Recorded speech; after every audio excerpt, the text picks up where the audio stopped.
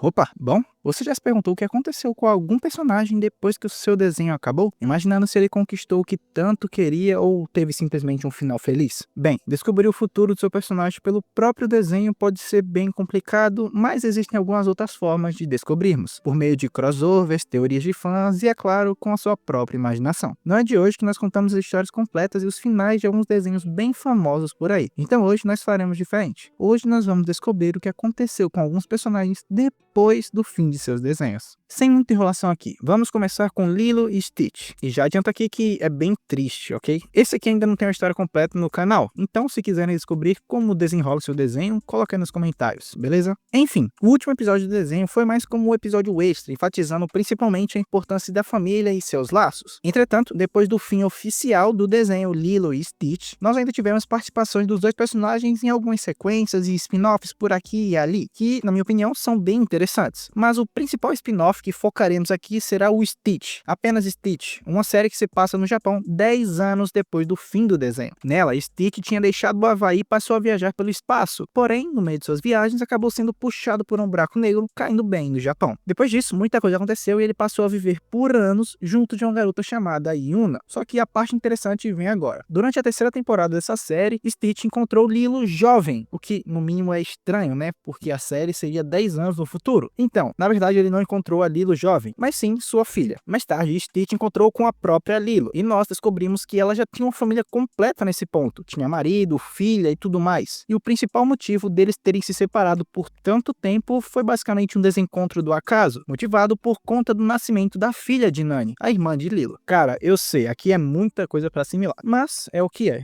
No fim de tudo, a série acaba com os dois se despedindo um do outro, Lilo voltando com sua família para o Havaí, enquanto Stitch permaneceu no Japão com essa outra garota, como se ele fosse um animal de estimação passado de garota por garota. Indo agora para Meninas Superpoderosas, na minha opinião, o final do seu próprio desenho foi bem adequado para o nível da série. No último episódio, elas simplesmente discutiam sobre os vilões que elas derrotaram durante toda a sua existência como heroínas, e chegam na conclusão que é isso que elas fazem, é isso que elas são, heroínas e protetoras que fazem a cidade um lugar melhor. Só que vamos agora para o que realmente interessa, seu futuro. Nesse meio tempo, depois do fim do desenho original, nós tivemos um live action, que infelizmente não levou muito tempo para ser cancelado, porque sinceramente é horroroso, contando um lado mais maduro das garotas e como elas conviviam com os problemas normais da vida adulta, assuntos como ansiedade e pressão social. No futuro, Florzinha é tida como uma pessoa ansiosa, Lindinha já queria viver uma vida de fama, independente de qualquer coisa, e por fim, Docinho tentava se livrar de sua antiga identidade como super-heroína. Todas as três tiveram mudanças significativas em sua personalidade conforme o tempo foi se passando, e principalmente como seu passado influenciava suas escolhas futuras. Enquanto isso, do outro lado, para a teoria dos fãs, eles acreditavam que nada mudou entre elas, e as meninas superpoderosas continuaram a lutar contra o mal e salvar Townsville para sempre. Steven Universo não poderia ficar de fora, né? Então, em seu último episódio, nomeado como Futuro, Steven, depois de passar por muitos eventos traumáticos, decidiu buscar novos ares e descobrir quem ele realmente era de fato, porque nesse ponto da história ele ainda não fazia ideia. Então, ele se despede de suas companheiras de Ems, seu pai e amigos, partindo dessa vez sozinho em uma viagem de carro. Esse é um dos finais mais interessantes, na minha opinião, porque ele trata de muitos assuntos importantes, principalmente que acontecem nessa fase da vida, onde você não sabe de nada, nem o que quer, enfim, é muito difícil passar por essa fase. Aqui existem muitas teorias de fãs do que aconteceu depois, uma mais interessante do que a outra. Porém, a que mais se encaixa com o final do desenho diz que Steven passou a viajar pelo país inteiro e talvez o mundo, conhecendo pessoas e fazendo trabalhos estranhos em lugares onde ninguém o conhecia ou conhecia sua história. Assim, ele poderia interagir com outras pessoas como a lousa em branco, para que ele possa realmente se encontrar e descobrir quem ele quer ser. Durante a série, nós também vimos que Steven tinha muito talento para a música, então não é difícil que ele começasse a fazer shows em bares por onde passasse nessa sua viagem. Na minha opinião, essa é a teoria que mais faz sentido. Entretanto, muitos outros fãs acreditam que Steven voltou da sua viagem e passou a ser um guia para novas gems que surgiam com o passar do tempo, saindo do seu trabalho de protetor para um tutor.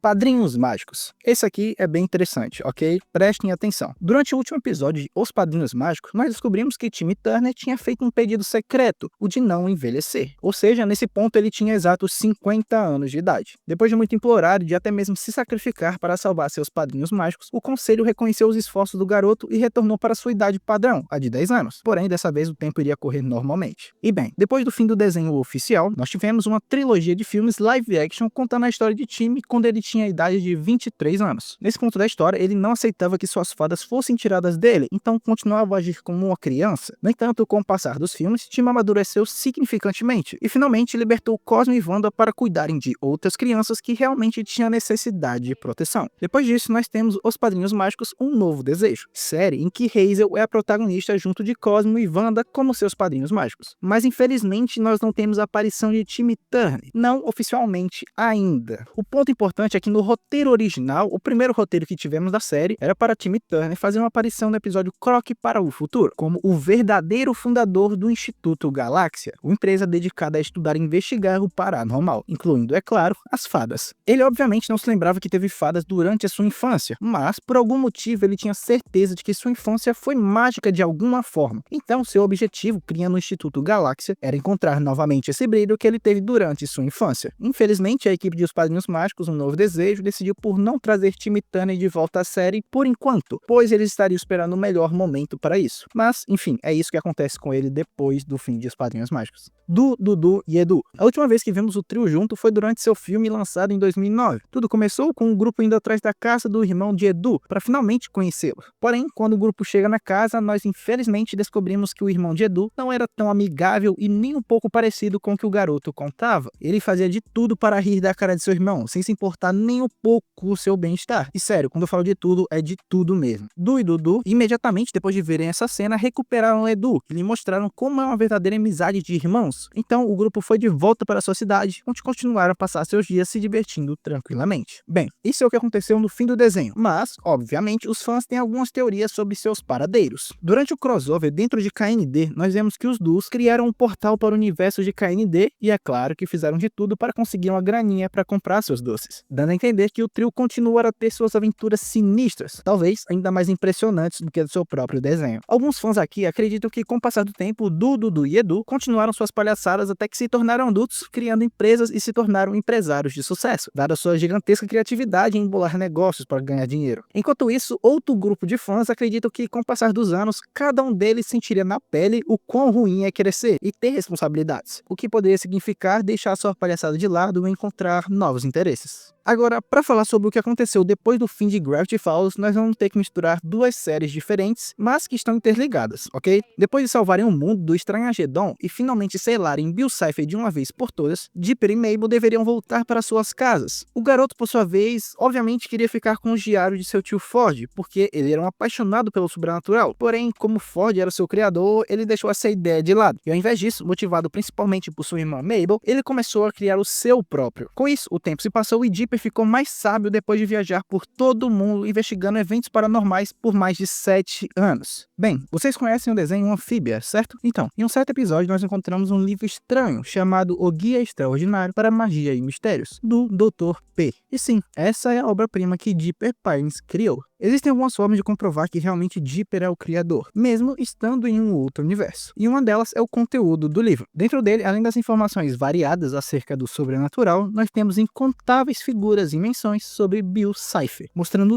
tudo sobre ele. Ou seja, depois do fim do desenho, Dipper não deixou de lado sua curiosidade e provavelmente junto de seu tio Ford, depois de muito explorar o mundo, criaram um novo livro, O Guia Extraordinário para Magia e Mistérios. Em Phineas e Ferb, seu último episódio aconteceu durante o último dia de férias de verão. Os dois irmãos, como sempre, estavam fazendo suas invenções gigantescas, enquanto Candace tentava desmascará-los com o auxílio de uma máquina criada pelo Dr. Doofenshmirtz. No fim do dia, ela percebeu que desmascarar seus irmãos só traria destruição para o mundo, então passou a aproveitar o último dia com eles. E bem, além dos spin-offs e filmes que infelizmente não falavam nada de fato sobre seu futuro ou destino, os fãs acreditam que os dois irmãos continuaram a viver aventuras, criando as mais variadas máquinas e tecnologias. Candace, por outro lado, depois do que passou durante o último dia das férias de verão, passou a apreciar cada vez mais a criatividade de seus irmãos mais novos e, obviamente, parou de encher o saco deles. Agora, vamos para a parte mais importante, os seus romances. Durante a série, Phineas e Isabella confessaram seus sentimentos um para o outro e decidiram ir para a mesma faculdade para ficarem juntos. E para vocês terem uma noção, dentro da própria série existiam algumas imagens de como foi o futuro dos dois casados, mas infelizmente nenhuma delas é canon. Só que, pera lá, nós temos um outro irmão que também é muito bom nessa parte do romance. E enquanto nós não temos nada concreto do lado de Phineas, para Ferb temos certeza de alguma coisa. Em algumas narrativas e canons é revelado que Ferb e Vanessa acabaram se casando de fato e tiveram uma filhinha chamada Vitória. E bem,